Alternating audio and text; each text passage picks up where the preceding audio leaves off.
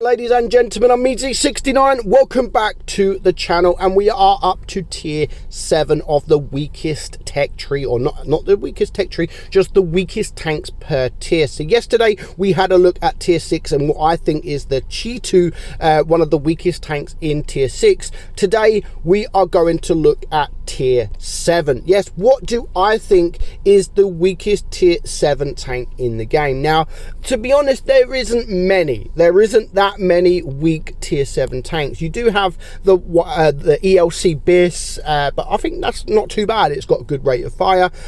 You also have maybe the T-34-100 there, but there's a few. You got the Chiri, which I think is underrated. I think that is a fantastic tank, but what I've gone for is the P43 TER. And again, just like tier 6 and tier 5, with all the other tanks around these this tank, honestly don't think there's any reason to play this tank. Honestly, the stat wise, everything is better than the P43 TER. It's a tier 7 tank with a tier 7 gun. The turret, it has 100mm of turret armor and 100mm of hull armor, so you may be able to get the troll bounce. The DPM 2196 is a 6-second reload. Penetration is 160 and 195 on your APCR.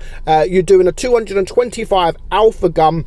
A 225 alpha shot per shot on your AP, 190 on your APCR, and 270 on your HE. The aim time is 3 seconds and the dispersion is 0.326. Does have 7 degrees of gun depression and the speed is 55 kilometers per hour. So, I mean, when I was playing this tank, I can perform well in it. Like, again, as I keep saying in most of my videos, you're able to perform well in any tank, but putting this tank up against other tier 7 tanks, looking through the list, I mean, there's a lot of tier 7 tanks out there. There's loads of tier 7 tanks, and overall, looking at them, there was a couple obviously that I just sort of maybe this one, but at the end of it, I went for this Biss because I went for the TER, the P43 TER.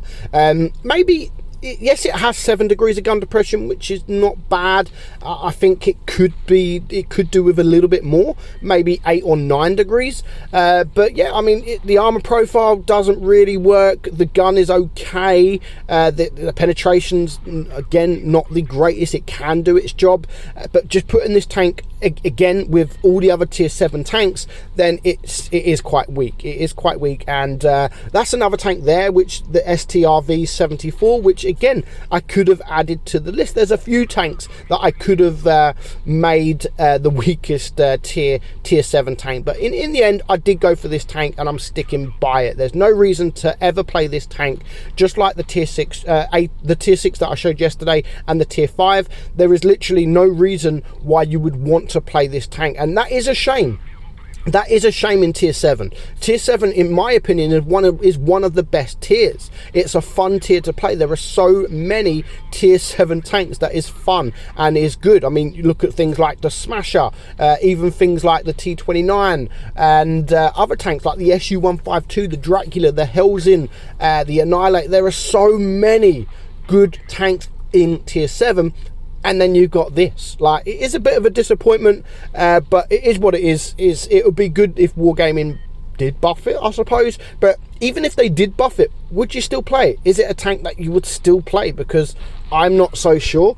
I'm not so sure I would play it. And if I want to play tier 7, I would never ever look at this tank. I would never sit there and think, you know what, I'm going to go and play this tank, because there's no reason to play the tank at all. But overall, you can still perform well, and I think this game here is actually a pretty solid game. So we're going to watch the game, and then we're going to talk about if you agree with my opinion before we wrap up the video. So we're just going to fast forward here.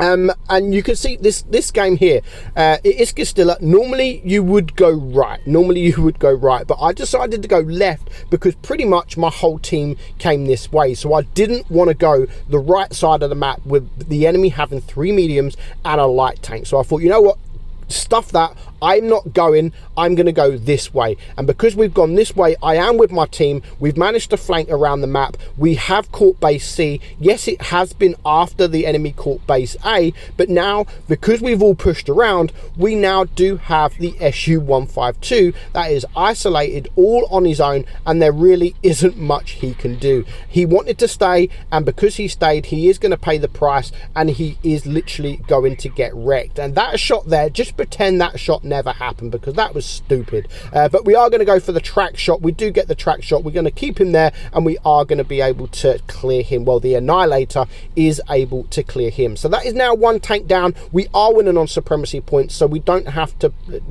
play it risky. This VK3001P is now in the middle, so I'm just going to, again, I'm going to wait for my team to go forward. I'm not at this point prepared to risk any of my hit points. I want to save my hit points as much as possible. Now the T28 is with me, so I am able to take care of this guy, and now I am on 1.3k damage. So here comes the Annihilator. Of course, I'm quite scared of the Annihilator. We do manage to get one bounce from him, but yeah, if he pushes me now, he will be able to clear me. But of course, my Annihilator is the backup. He is coming down, and he is going to support me. So I just need to back up. I am a one shot, but I'm going to be able to get a shot into him, and I might even be able to clear him, as you've just seen there. So that is the 2 kills, and we are on 2k damage. So we've actually performed all right. I mean, we've got that damage very, very easily. It's not like we've had to work really, really hard for that damage.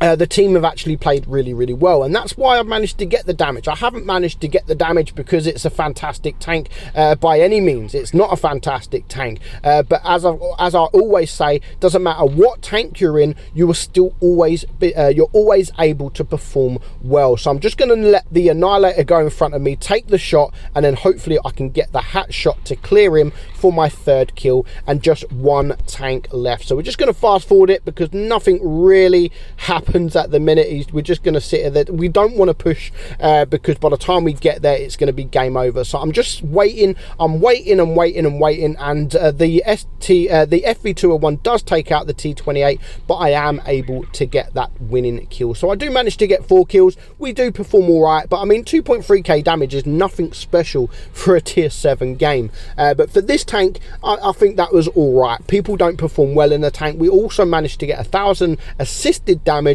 and we do manage to get the mastery badge. So it is a tank that can perform, of course, like all tanks, but again, as I've said, it's a tank that there's just literally no reason to play this tank. So let me know your thoughts in the comments below. What do you think is the weakest tier 7 tank in the game? For now, I hope you enjoyed the video, guys. I'm meadsy69, and I'll catch you all soon. Bye bye.